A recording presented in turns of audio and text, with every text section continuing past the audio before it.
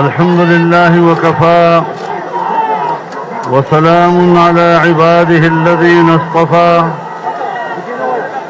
لا سيما على سيد الرسل وخاتم الأنبياء وعلى آله وصحبه ومن بهديه مهتدى. أما بعد،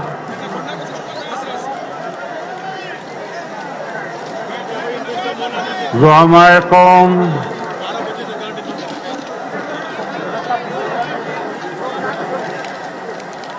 بزرگان ملت، میرے دوستوں اور بھائیوں،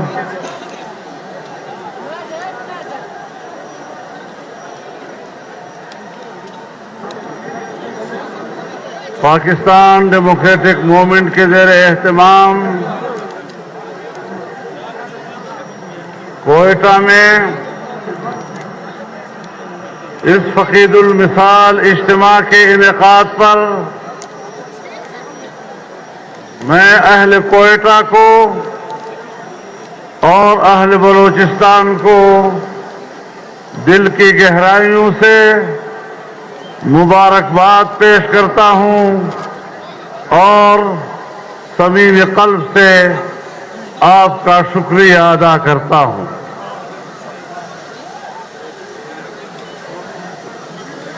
اپنے گفتگو کے آغاز سے پہلے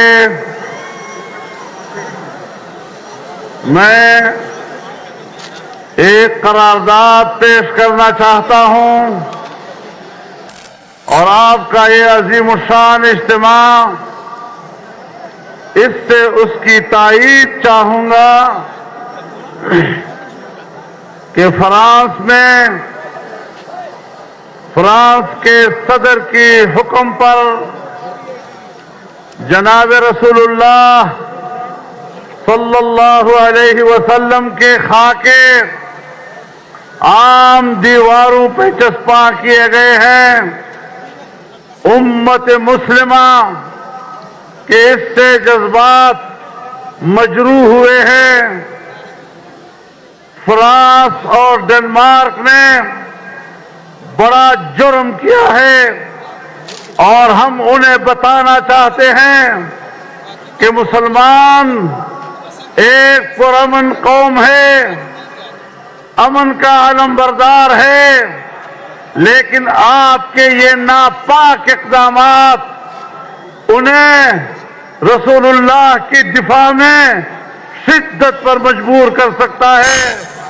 ہم آپ کے اس کیے ہوئے توہین آمیز رویے کی شدید الفاظ میں مذمت کرتے ہیں اور پوری امت مسلمہ ایسے حکمرانوں کے چہروں پر تھوکنا چاہتی ہے جو ہمارے رسول اللہ کی توہین کے مرتکب ہوتی ہو۔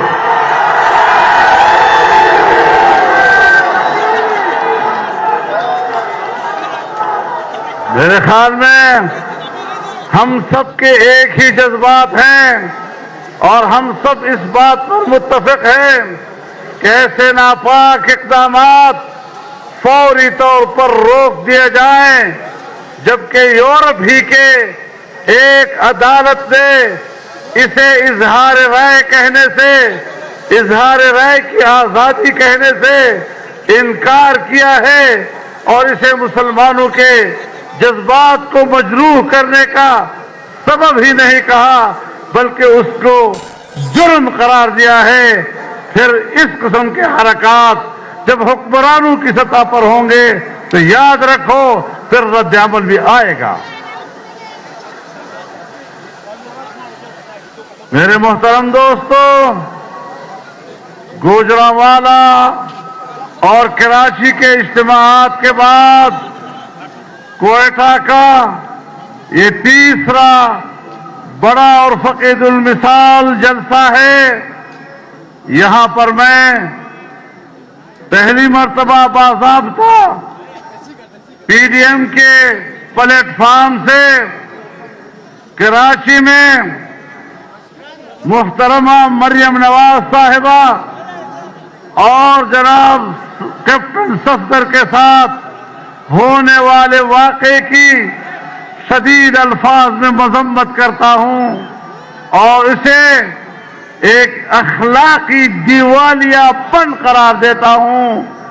اگر ان کے ذمہ داروں میں کچھ بھی حمیت ہے، کچھ بھی غیرت ہے، تو انہیں چلو بھر پانی میں ڈوب مرنا چاہیے.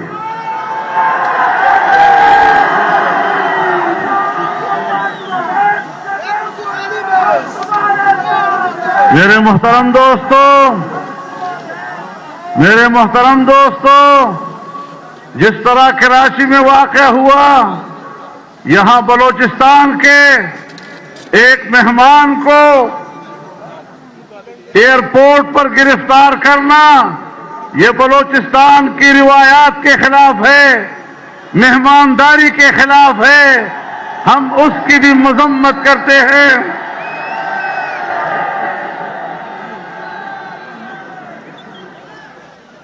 کہتے ہیں مزار قائد پر نعرے لگائے تھے، صفدر کے مزار قائد پر نعرے، یہ تو جرم ہے، اس پر تو کارروائی کی جاتی ہے.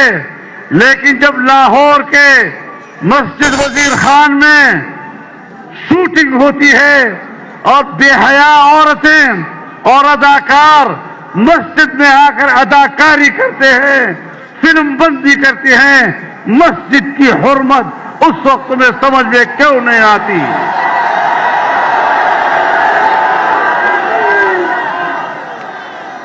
میرے محترم دوستو، وقت اگرچہ گزر چکا ہے کافی، لیکن چونکہ میاں نواز شریف صاحب نے ویڈیو لنک کے ذریعے خطاب کیا، جناب بلاول بھٹو صاحب نے ویڈیو لنک کے ذریعے خطاب کیا، میں ان دونوں خطابات کو خوش آمدید کہتا ہوں. لیکن اس کی وجہ سے مجھے اب ذرا تاریکی میں مغرب کے بعد آپ سے بات کرنی پڑ رہی ہے، لیکن انشاءاللہ اسی میں خیر ہے اور مجھے تفصیلی طور پر آپ سے بات کرنے کا موقع مل رہا ہے.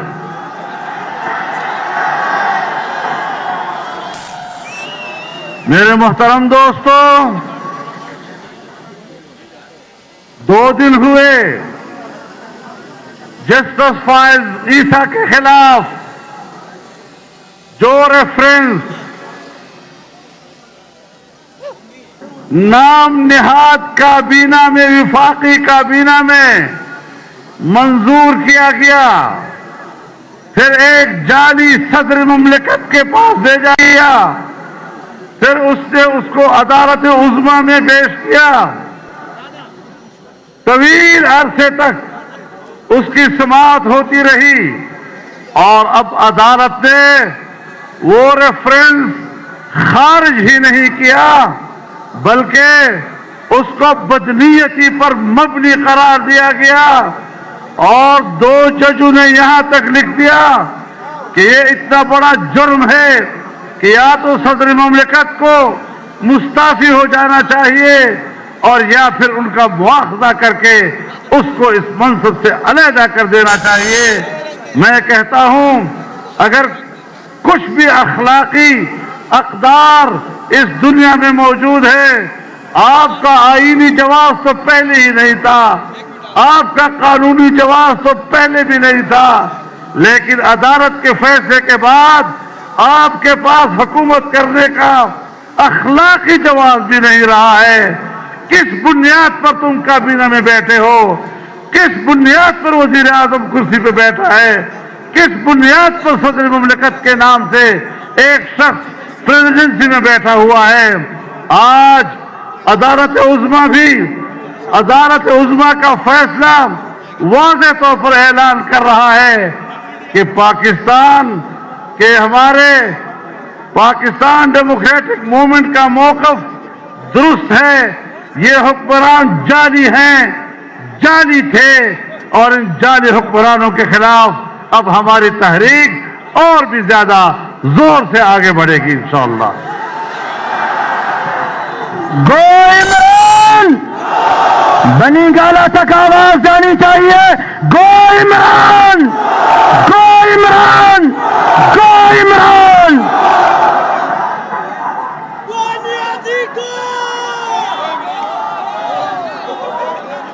میرے محترم دوستو، میرے بھائیوں، ہم آج بلوچستان کی سرزمین پر گفتگو کر رہے ہیں۔ 18ویں ترمیم کے ذریعے سے صوبوں کو اختیارات میں اضافہ کیا گیا اور جمعیت علماء اسلام نے چاروں صوبوں میں آل پارٹیز کانفرنسز منعقد کر کے ایک اتفاق رائے حاصل کر لیا تھا کہ نہ ہم 8ویں ترمیم میں کوئی تبدیلی ہونے دیں گے، نہ صوبوں کے اختیارات میں کوئی تبدیلی ہونے دیں گے، اور نہ ہی NSC ایوارڈ میں صوبوں کے حصے میں کسی کمی کو ہم قبول کریں گے۔ آج PDM کے اس پلیٹ فارم سے میں واضح اعلان کرتا ہوں کہ کوئی مائی کا لال یہ مت سوچے کہ ہم چھوٹے صوبوں کے حقوق غصب کر لیں گے، 18ویں ترمیم میں تبدیلی کر لیں گے، NSC ایوارڈ میں کمی لائیں گے۔ اور آج میں اس میں اضافہ کرتے ہوئے یہ کہنا چاہتا ہوں کہ سندھ ہو یا بلوچستان، اس کے جزائر پر بلوچستان اور سندھ کے عوام کا حق ہے، ان کے بچوں کا حق ہے۔ کوئی مائی کا لال مت سوچے کہ وہ یہاں کے عوام کے حقوق پر اور عوام کے ملکیت پر قبضہ کرنے کی کوشش کریں گے۔ یہ پاکستان ہے، یہ عوام کا ہے، یہ ہم سب کا ہے، اور ہم کسی نادیدہ قوت کو بھی اس بات کی اجازت نہیں دے سکتے کہ عوام کے حق پر اور اس کے حق کے ملکیت پر ڈاکہ ڈالنے کی کوشش کریں۔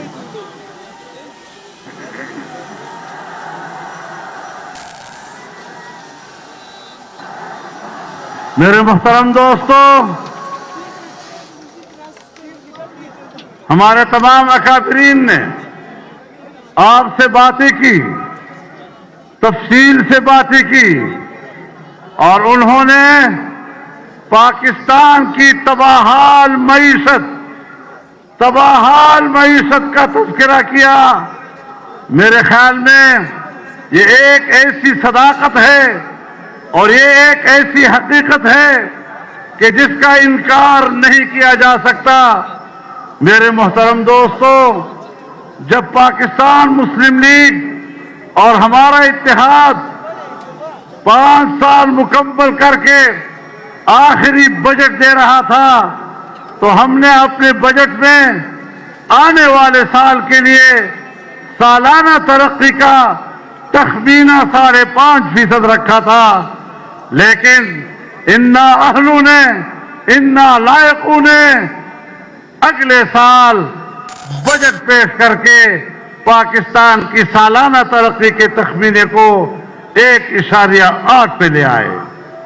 کہاں 5.5% کا تخمینہ اور کہاں 1.8 پہ۔ اور ہم نے پچھلے سال جب آزادی مارچ کیا تھا، آپ کا بلوچستان جس انداز اس میں شریک ہوا تھا، آپ کا میرے اوپر قرض ہے کہ میں آپ کی خدمت میں حاضر ہوں اور آپ کا تہہ دل سے شکریہ ادا کر رہا ہوں۔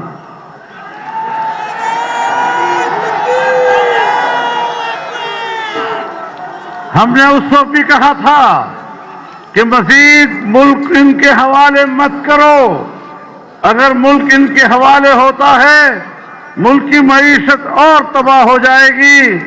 اور پھر وہی ہوا کہ اب جو انہوں نے بجٹ پیش کیا تو سالانہ ترقی کا تخمینہ 0 سے بھی نیچے چلا گیا۔ اب پاکستان کنگال ہے۔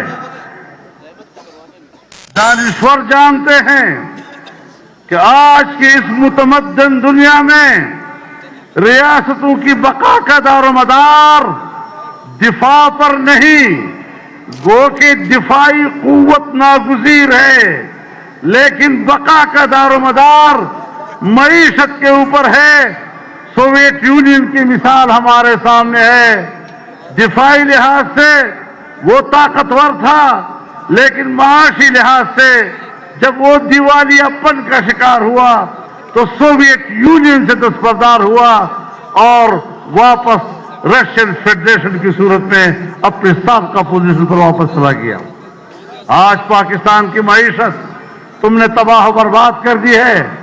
آج میں آپ کو بتانا چاہتا ہوں کہ یہی ہندوستان تھا، یہی بی جے پی کی حکومت تھی، یہی واجپئی اس کا وزیر اعظم تھا، پاکستان کی معیشت بہتر تھی، ہندوستان پاکستان کے ساتھ تجارت کرنا چاہتا تھا۔ وہ بس میں سوار ہو کر واگا کے راستے لاہور آیا، مینار پاکستان پر کھڑے ہو کر پاکستان کی حقیقت کو تسلیم کیا، چاہتا تھا کہ میری پاکستان سے دوستی ہو، میں پاکستان سے کاروبار کروں۔ افغانستان آپ سے کاروبار کرنا چاہتا تھا، اس زمانے میں ایران آپ سے کاروبار کرنا چاہتا تھا، اس زمانے میں مشرق وسطی آپ سے کاروبار کرنا چاہتا تھا، لیکن آج وہی ہندوستان ہے، وہاں پر اسی بی جے پی کی حکومت ہے، اور آج وہاں مودی کی حکومت ہے، لیکن مودی کا رویہ پاکستان کے ساتھ اتنا دشمنی کا ہے، اتنا معاندانہ ہے، جو صاف یہ بتا رہا ہے کہ پاکستان اب معاشی لحاظ سے کنگال ہو چکا ہے، اور ہماری کمزوری کا فائدہ اٹھاتے ہوئے ہندوستان اب پاکستان کا خاتمہ کرنا چاہتا ہے۔ لیکن میرے محترم دوستو، ایک طرف ہندوستان کا یہ رویہ، پچھلی حکومت میں ہم نے معاشی ترقی کے نئے راستے ڈھونڈے، ہم نے چائنا کے ساتھ رابطہ کیا، اور وہ چین جس کے 70 سال ہمارے ساتھ ایسی دوستی رہی کہ جس دوستی کو ہمالیہ سے اونچی، بحر الکاہل سے گہری اور شہد سے میٹھی دوستی کہا جاتا تھا، آج وہ معاشی دوستی میں تبدیل ہوئی۔ 70 ارب ڈالر اس نے پاکستان میں صرف کیے تاکہ یہاں سڑکیں بنیں، یہاں صنعتی بستیاں قائم ہوں، صنعتی علاقے قائم ہوں، یہاں پاکستان میں بجلی کی پیداوار میں اضافہ ہو، ملک کی معیشت مستحکم ہو۔ لیکن جب ان لوگوں کے ہاتھ میں حکومت آئی، انہوں نے نیا فلسفہ دیا۔ فلسفہ کیا تھا؟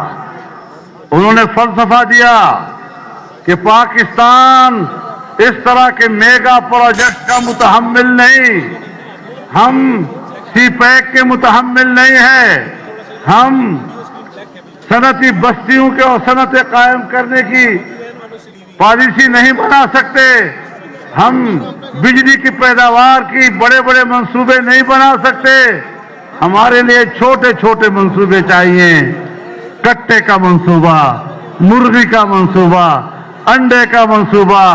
لخ لعنت ہو تمہارے اس تصور پر کہ تم سمجھتے ہو کہ ہم ایک کامیاب معیشت دے رہے ہیں۔ نعرہ تکبیر! گو عمران! گو عمران! گو سلیکٹر! گو سلیکٹر! موبائل کی لائٹیں جلانی چاہیے، آخر تک جلائیں۔ میرے محترم دوستو، ہم نے آج چائنا جیسے دوست کو ناراض کیا ہے، ہم نے آج سعودی عرب جیسے دوست کو ناراض کیا ہے، جس سے ہر مشکل وقت میں آپ کا ساتھ دیا۔ جب آپ کے خزانے میں کچھ نہیں تھا اور تم چیخ رہے تھے کہ ہمیں مدد چاہیے، تو اس نے 3 ارب ڈالر آپ کے بینک میں رکھے، لیکن تم نے ان کی بھی توہین کی۔ تم خارجہ پالیسی کہاں جانتے ہو؟ تم نے پاکستان کو تنہا کر دیا، اور آج افغانستان بھی آپ کی بات نہیں کر رہا۔ ایک زمانہ تھا جب اس بات پر بحث ہو رہی تھی کہ ایران سے ہندوستان تک پاکستان کے راستے گیس پائپ لائن جاری چاہیے، تم نے ان منصوبوں کو بھی خاک میں ملا دیا۔ جب ترکمانستان، افغانستان، پاکستان اور انڈیا کے درمیان गैस पाइपलाइन की बात हो रही थी, आपने उन मंसूबों को भी खाक में मिला दिया। आज न अफगानिस्तान की दिलचस्पी है पाकिस्तान में, आज न ईरान की दिलचस्पी है, वो आज इंडिया के कैंप में बैठा हुआ है और चाइना भी आपसे दूर हो गया। तो आपकी खारजा पॉलिसी है ही नहीं, और न तुम्हें शऊर है कि खारजा पॉलिसी किस चीज को कहते हैं, पाकिस्तान का मफाद किसको कहते हैं। हमारी खारजा पॉलिसी का महवर हमेशा कश्मीर रहा है। आज हम बात करते हैं कश्मीर की, तो मैं बताना चाहता हूं कि जो कुछ कश्मीर और गिलगित बल्तिस्तान के साथ हो रहा है, क्या इमरान खान ने खुद ये फार्मूला नहीं दिया था कि कश्मीर को 3 हिस्सों में तकसीम कर दो? और सिर्फ ये नहीं कि उन्होंने कश्मीर को 3 हिस्सों में तकसीम करने का फार्मूला दिया था, उन्होंने दुआ मांगी कि अल्लाह करे हिंदुस्तान में मोदी जी की हुकूमत आए। और फिर जब हिंदुस्तान ने कश्मीर की खुसूसी हैसियत को खत्म किया, तो इन्होंने घर बैठे बैठे खामोशी से उसको तस्लीम कर लिया। ये कश्मीर फरोश हैं, इन्होंने कश्मीर को बेचा है।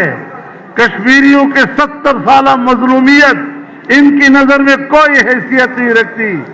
गिलगित बल्तिस्तान हमारे भाई है, हम कश्मीरियों को अपने जिस्म का हिस्सा समझते हैं, लेकिन इस तरह का तस्वुर देना कि हम उसे पाकिस्तान का 5वां सूबा बना देंगे, आप बिल्कुल बनाएं, लेकिन जो मौक़िफ़ हमने 1949 में सलामती कौंसिल में पेश किया था और अक़वाम मुत्तहिदा में हमने जो कश्मीर के नक्शे पेश किए थे, उनमें हमने और जम्मू और कश्मीर के नक्शे में गिलगित बल्तिस्तान को भी पेश किया है। अगर आज एक हिस्से के ऊपर हिंदुस्तान कब्जा कर ले, दूसरे के ऊपर हम कब्जा कर लें, आप बताएं कि सलामती कौंसिल के करारदादों और अक़वाम मुत्तहिदा के करारदादों के हवाले से पाकिस्तान की रियासती मौक़िफ़ की क्या हैसियत रह जाएगी?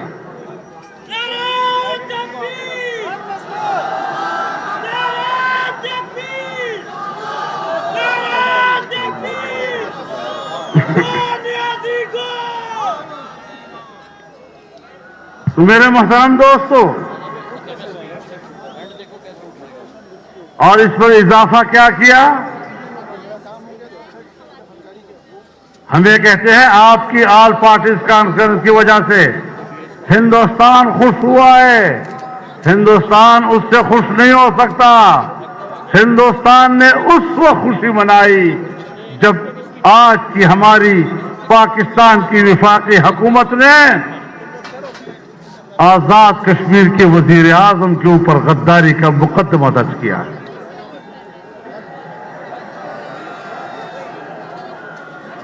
आजाद कश्मीर के वजीर आजम पर गद्दारी का मुकदमा दर्ज करना, ये है वो पैगाम जो आप सरहद पार के कश्मीरियों को भी दे रहे हैं और हिंदुस्तान को भी दे रहे हैं। एक तरफ कश्मीरी है जो अब आसमान की तरफ देख रहा है कि हमारी 70 साला उन कुर्बानियों का क्या बनेगा।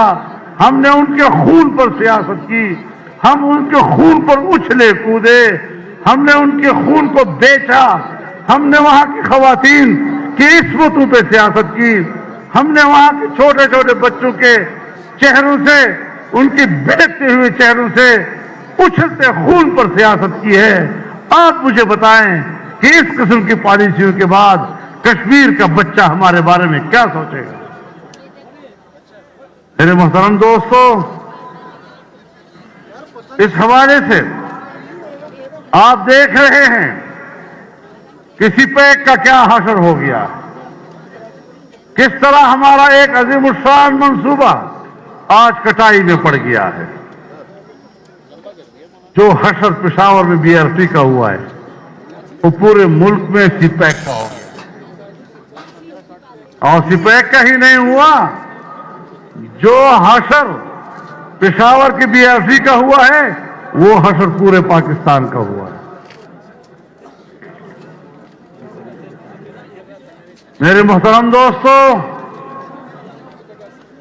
بات بڑی واضح ہے. ہم پاکستان کو ایک ریاست کے طور پر تسلیم بھی نہیں کرتے. ہم بار بار اس سے وفاداری کا حلف اٹھا چکے ہیں.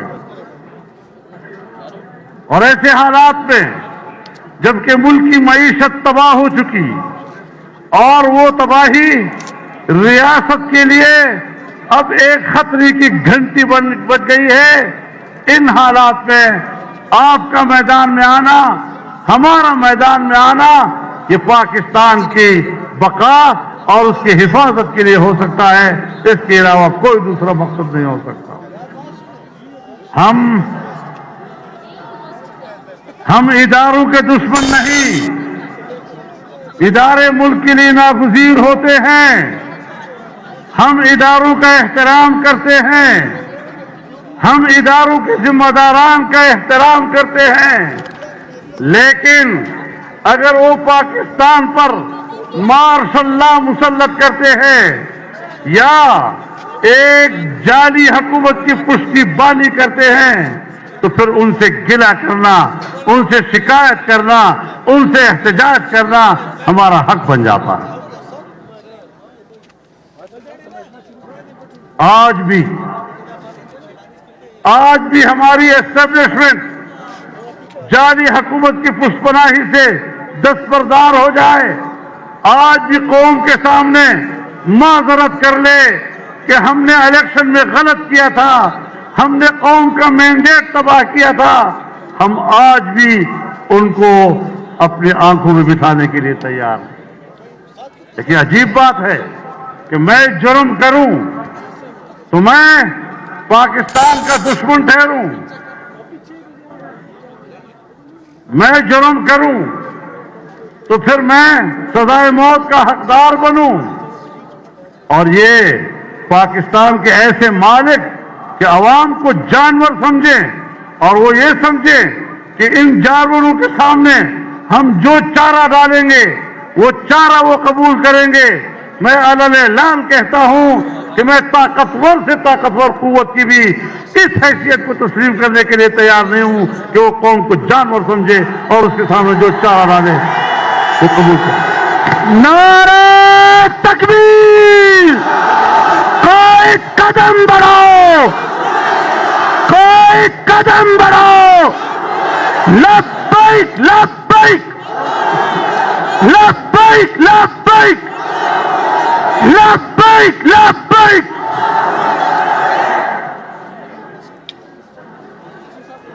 اب اگر ہمیں کہا جاتا ہے کہ ایسے حکمرانی کو تسلیم کرو، ان کی عزت کرو، پلان کے مائے پد پریکول دے میرے بات فیضوان روا چھوئی.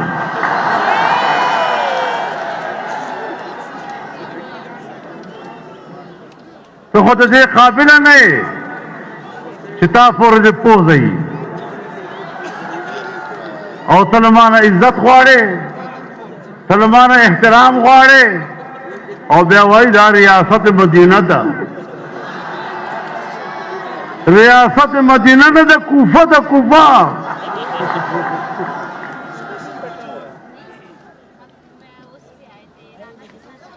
ہم مدینہ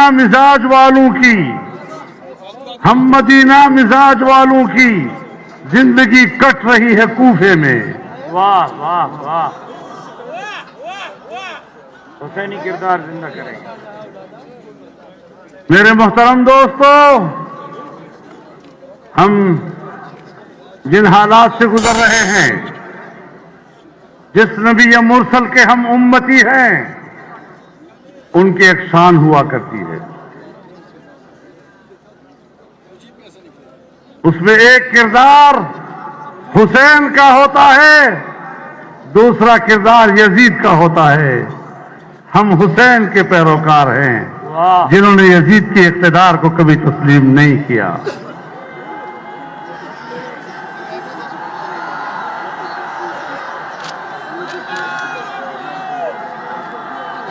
اور پھر ڈٹائی کے ساتھ بڑی بے شرمی کے ساتھ کہتے ہیں ہم NRO نہیں دیں گے. کرتا NRO چاہ گوشتے تھا.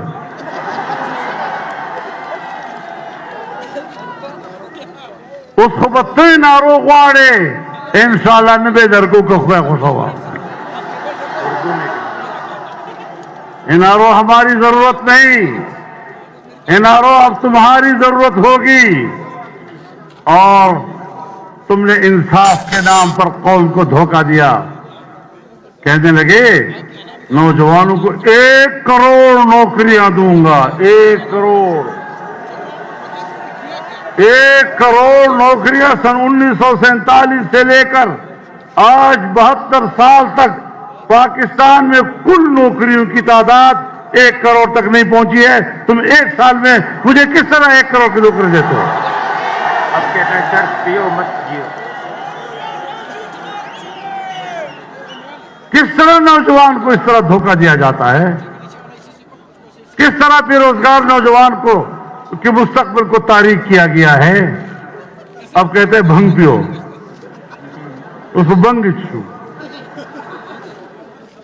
چرس بچو.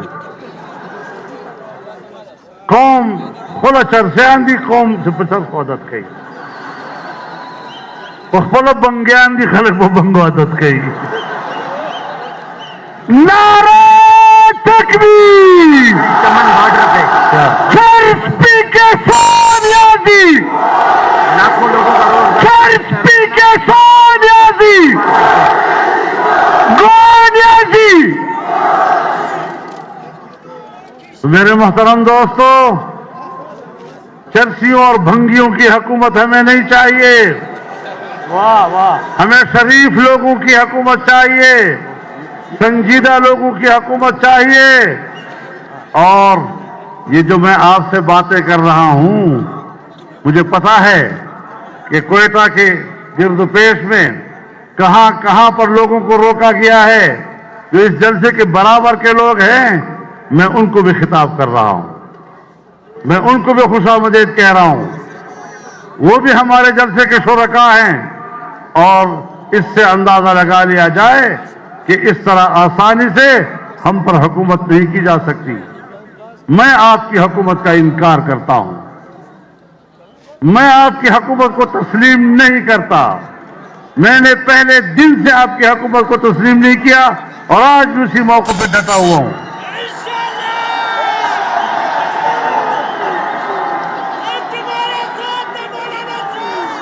تم نے لوگوں سے روزگار چھین لیا ہے. تم نے 1 کروڑ نوکریاں کیا دینی ہیں؟ تم نے 26 لاکھ سے زیادہ برسر روزگار ملازمین کو ملازمتوں سے نکال دیا ہے.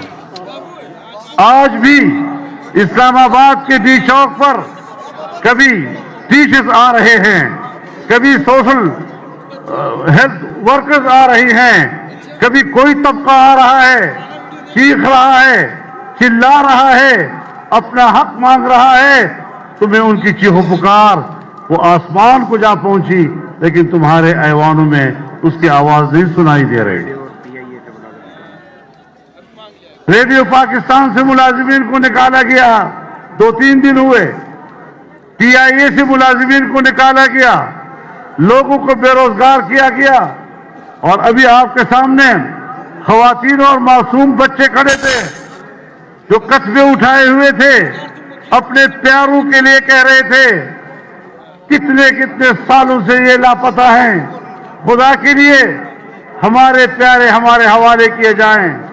لیکن یہ ثقیل القلب قوتیں جن کے دل سیاہ ہو چکے ہیں, جن کے دل پتھر ہو چکے ہیں, انہیں انسانی حق کی کوئی قدر نہیں ہے. میں انسانی حقوق کے عالمی اداروں سے کہنا چاہتا ہوں کہ اگر آپ باقی انسانی حقوق کے لیے کام کر رہے ہیں تو پاکستان کے اندر یہاں پر جو انسانوں کے ساتھ ہو رہا ہے اور یہاں پر جو انسانوں کے حقوق پامال ہو رہے ہیں, آئے ذرا اس کا آپ خود حساب لے لیں. میرے محترم دوستو, ہم کیا بات کریں, وہ امریکہ جو سمجھتا ہے کہ ہم پاکستان کے آقا ہیں, हेल्दी क्लिंटन ने चंद रोज पहले उसका इंटरव्यू मंजर आम पर आया है और उससे पूछा गया कि डीप स्टेट किसको कहते हैं.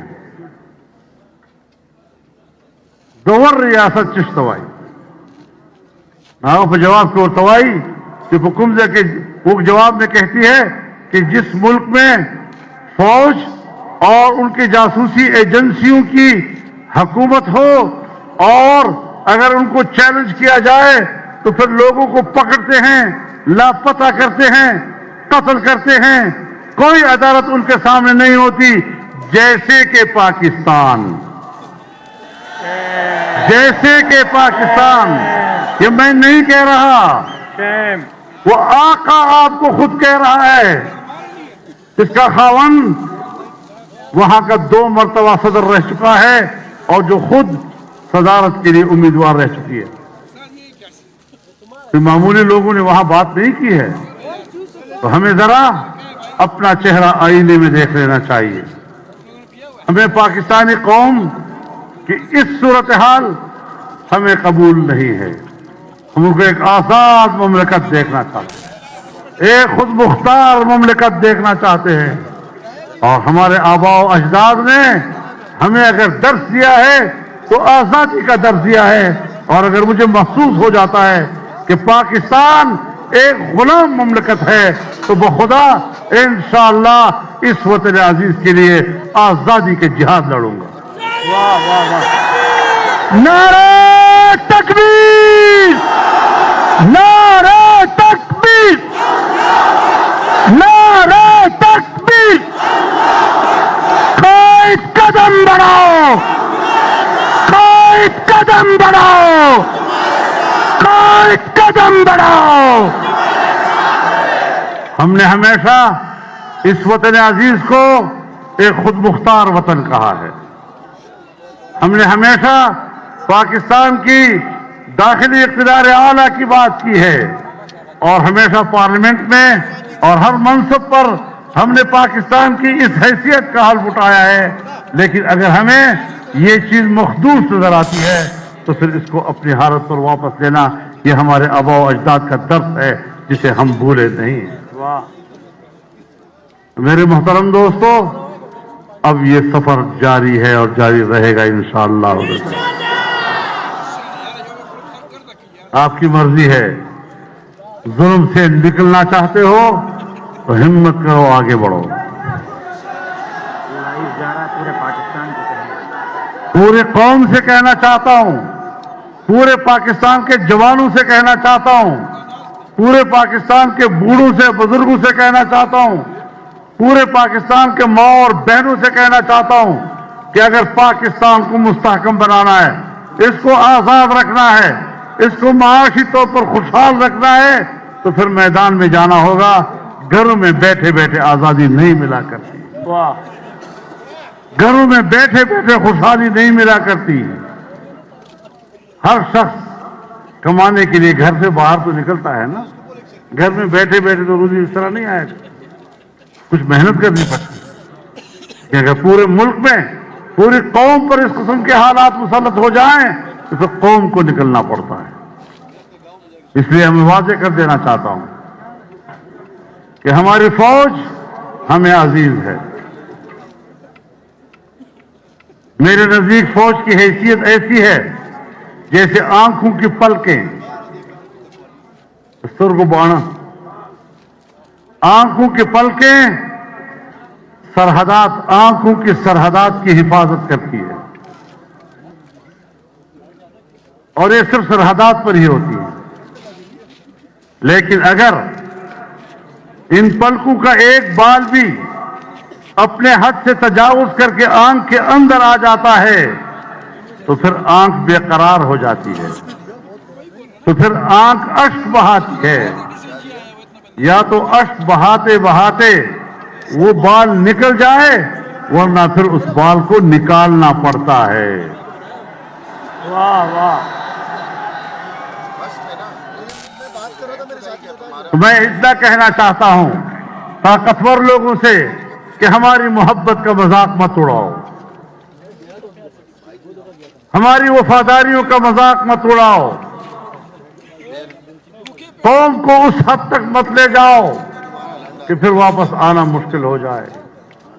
ہم نے اس ملک کو ایک رکھنا ہے، ہم نے اس ملک کے عوام کے حقوق کی بات کرنی ہے، ہم نے چھوٹے صوبوں کے حقوق کی بات کرنی ہے، اور دنیا میں پاکستان کی عزت و وقار کو اونچا کرنا ہے۔ انشاءاللہ اس پر اب ہمارا اتفاق رائے ہے، اور اسی نقطۂ نظر کو لے کے ہم نے آگے بڑھنا ہے، ہمت کے ساتھ آگے بڑھنا ہے، جرت کے ساتھ آگے بڑھنا ہے، اور وفادار کی حیثیت سے ہمیں آگے بڑھنا ہے۔ اللہ تعالی ہمارا حامی و ناصر ہو۔ وآخر دعوانا ان الحمدللہ رب العالمین۔ میں صوبہ سندھ کی جماعت کی طرف سے آپ کو دعوت دے دوں 26 نومبر بروز جمعرات شہید اسلام